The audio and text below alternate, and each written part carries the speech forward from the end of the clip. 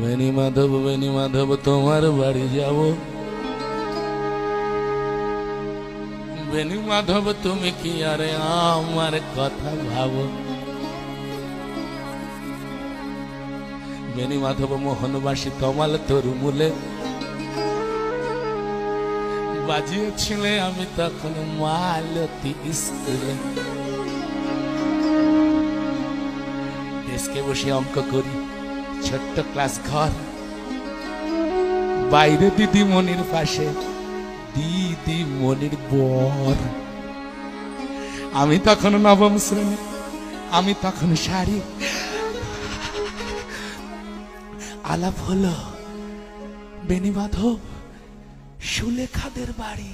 বেনি মাধব লেখা পড়ায় ভালো, শহর থেকে বেড়াতে এলে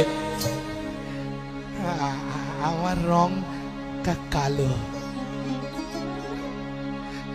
তোমায় দেখে এক দৌড়ে পালিয়ে গেছি ঘর।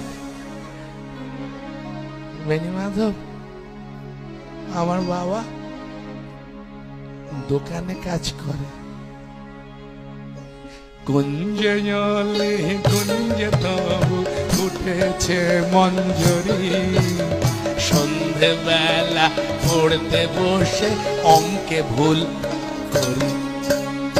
আমি তখন নবম শ্রেণী, আমি তখন 16।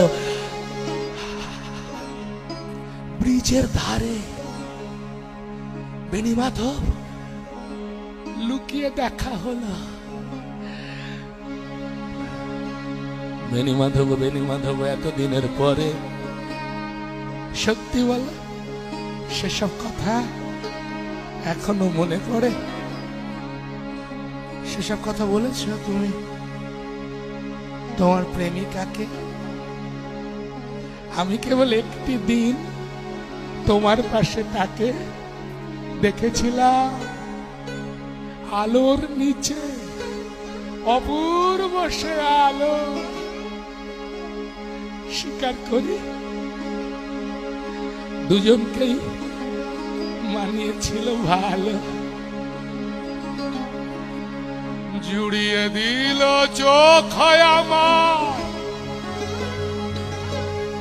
পুড়িয়ে দিল চোখ। বাড়িতে এসে বলেছিলাম ওদের ভালো হতো। রাতে এখন ঘুমোতে যাই একতলার ঘরে, মেঝের ওপর বিছানা পাতা, জ্যোৎস্না এসে পড়ে। আমার পরে যে বোন ছিল চোরাপথের মাকে মিলিয়ে গেছে, জানি না আজ কার সঙ্গে থাকে।